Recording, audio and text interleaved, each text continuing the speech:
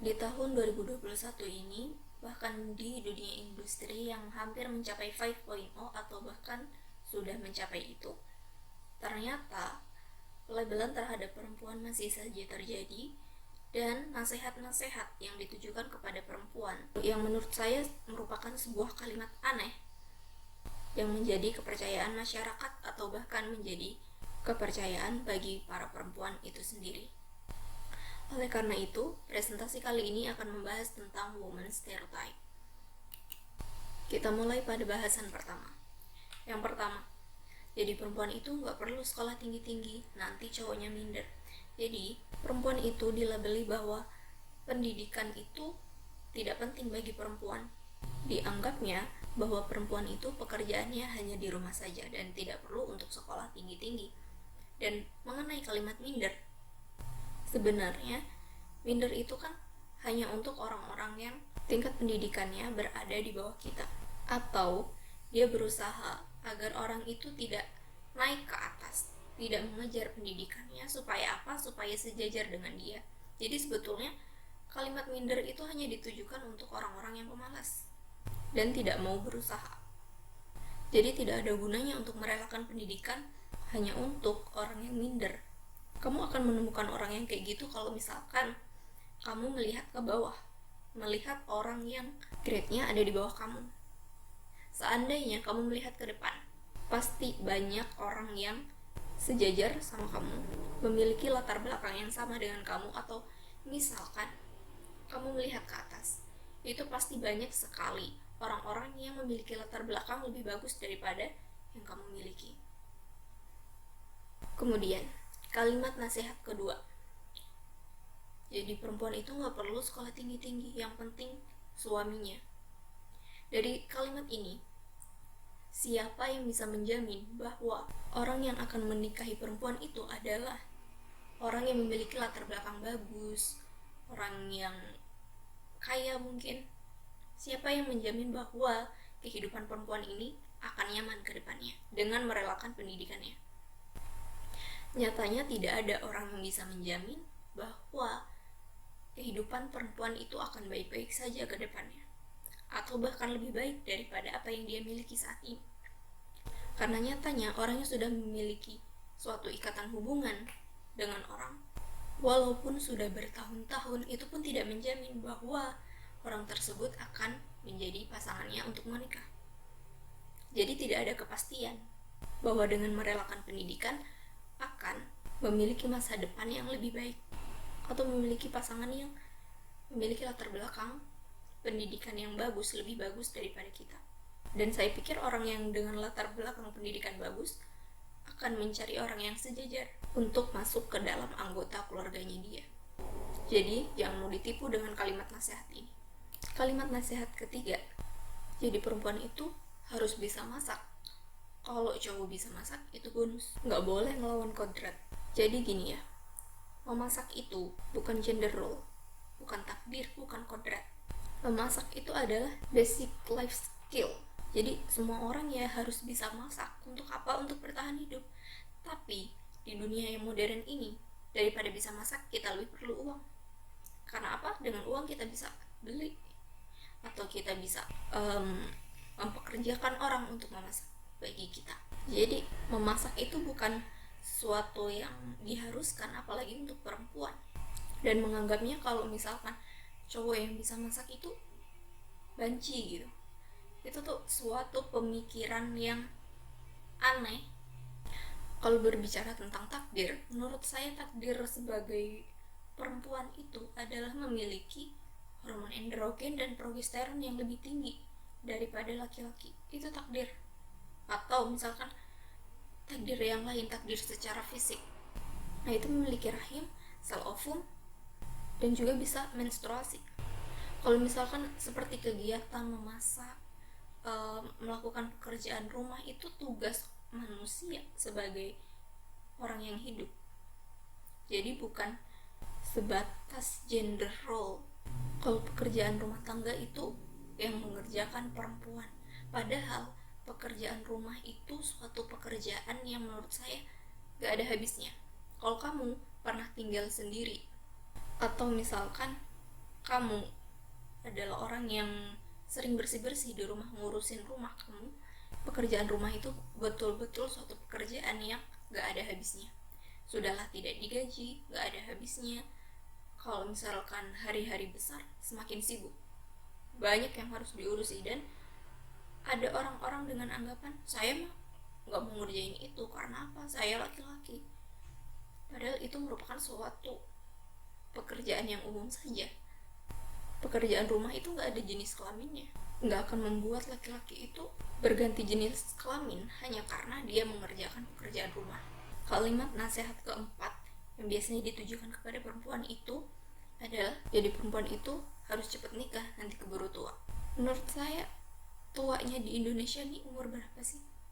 Perasaan umur 25 aja udah dianggap tua sekali di Indonesia.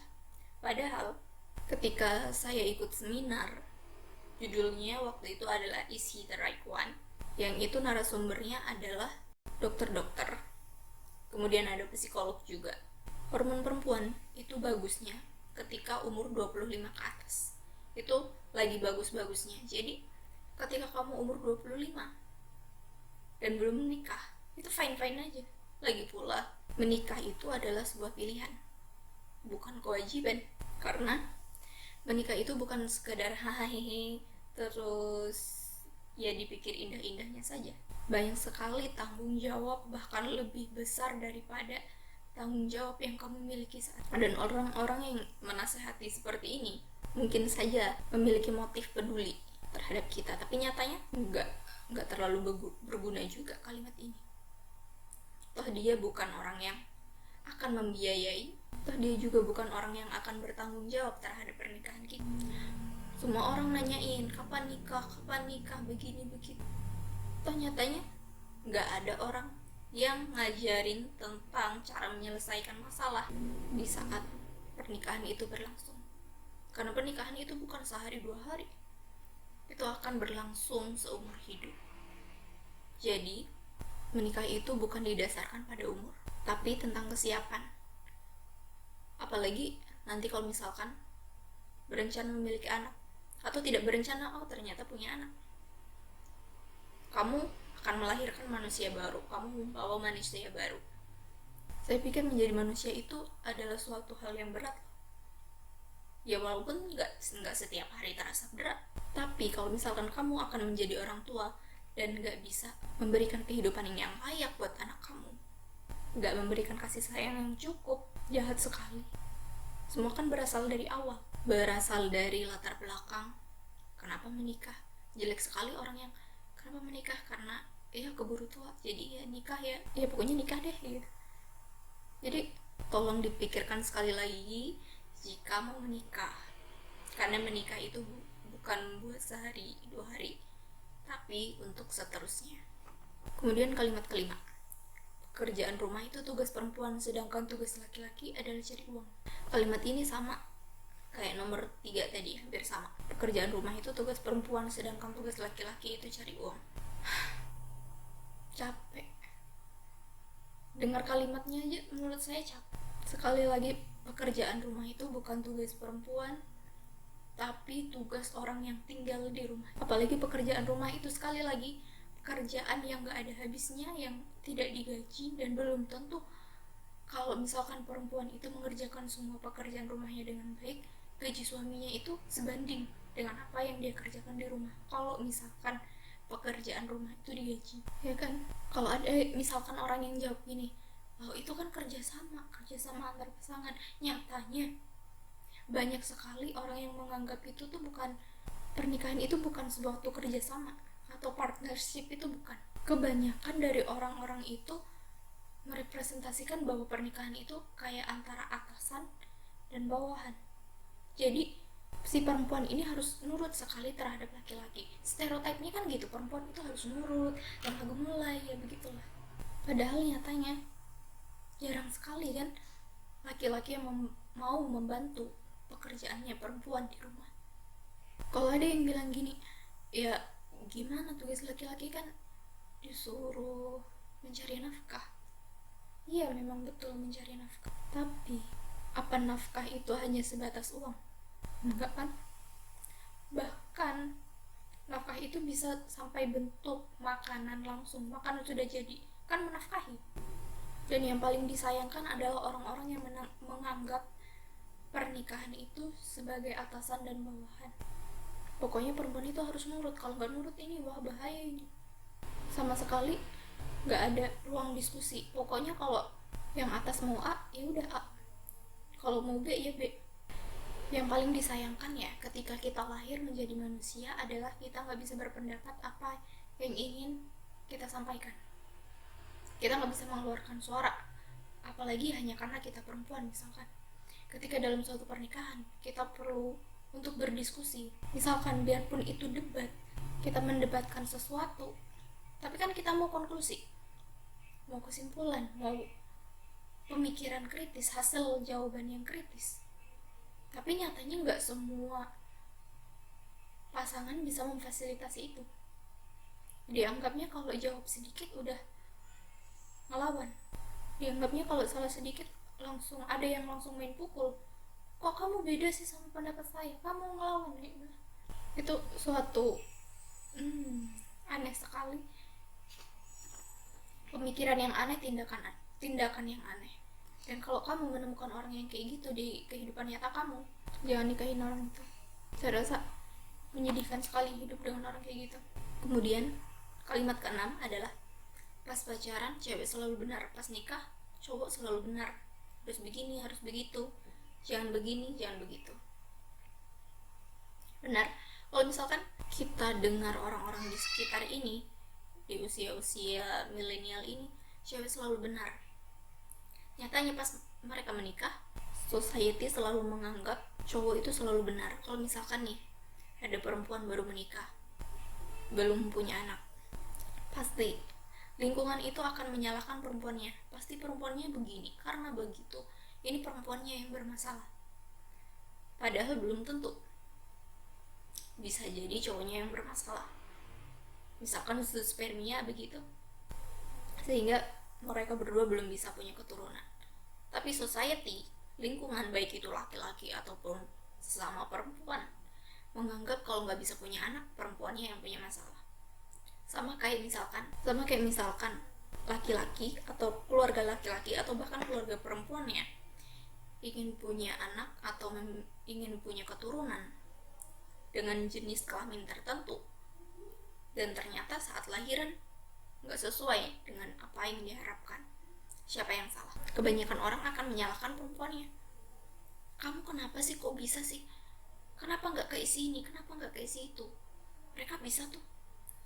Tapi kenyataannya kita perempuan itu punya kromosom XX, sedangkan cowok punya kromosom XY.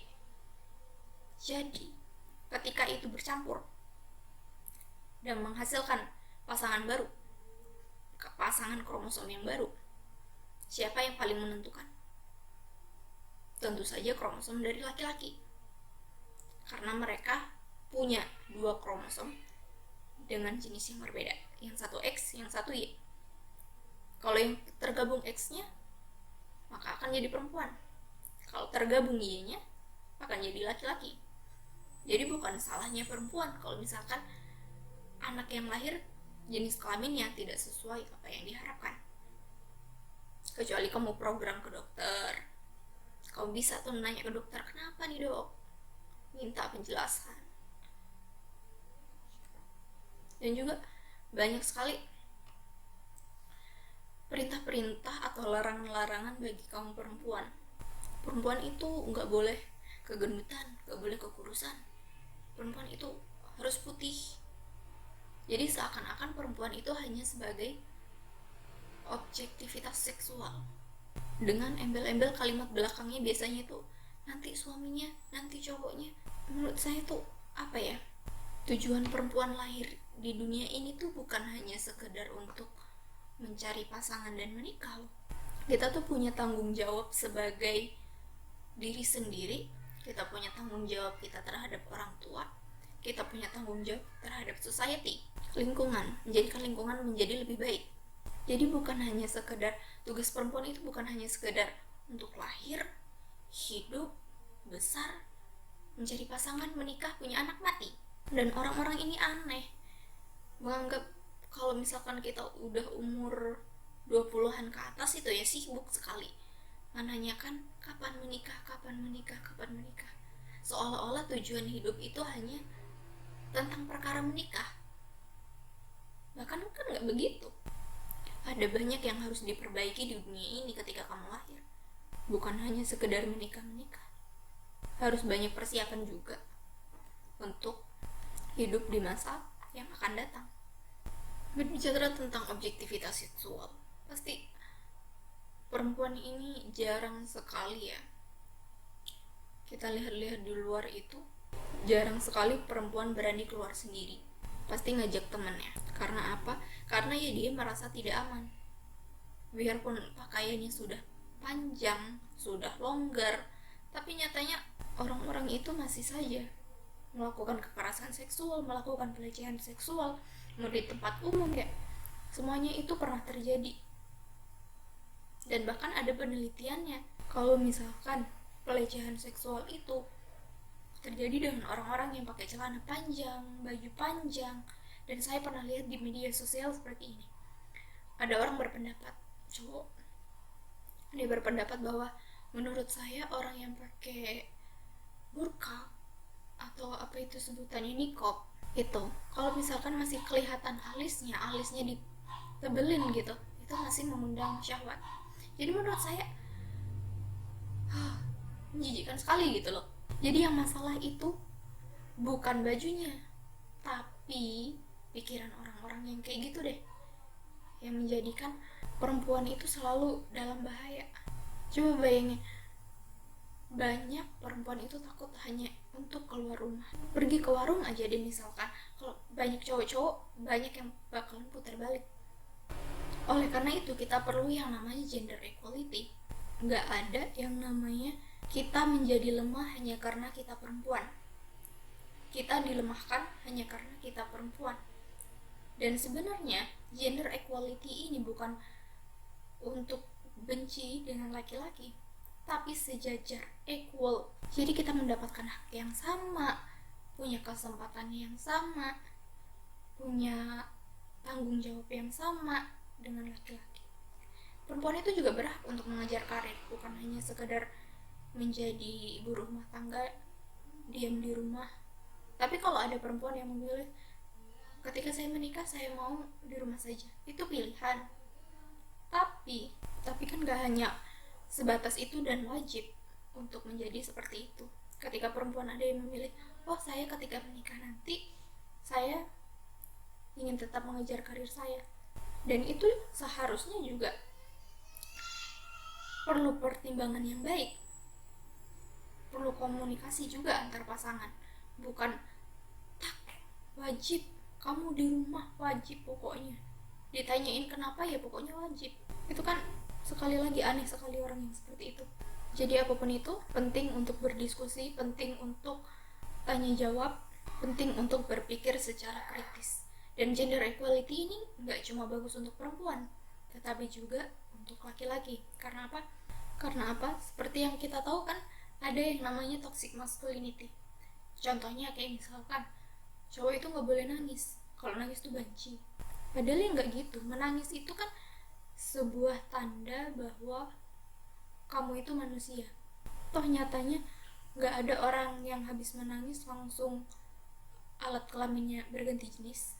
Bahkan orang yang sudah operasi, kayak misalkan transgender gitu yang melakukan operasi terhadap alat kelaminnya, itu pun jenis kelaminnya akan tetap dianggap sebagai yang pertama kali dia miliki ketika dia lahir. Banyak sekali orang yang masih menganggap seperti itu. Jadi biarpun nangis 1000 kali pun gak masalah. Sama dengan make up. Ibaratnya make up itu kayak hanya untuk digunakan perempuan, padahal cowok juga bisa pakai. Karena make up itu gak ada jenis kelaminnya, sah-sah saja siapapun boleh pakai. Dan model-model banyak sekali, model make up, bedak, semuanya ada yang pakai, brand ambasadornya cowok. Karena apa?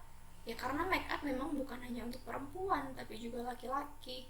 Dan dianggapnya kalau di Indonesia itu kan, kalau pakai makeup tuh benci, bencong gitu, laki-laki kok pakai bedak.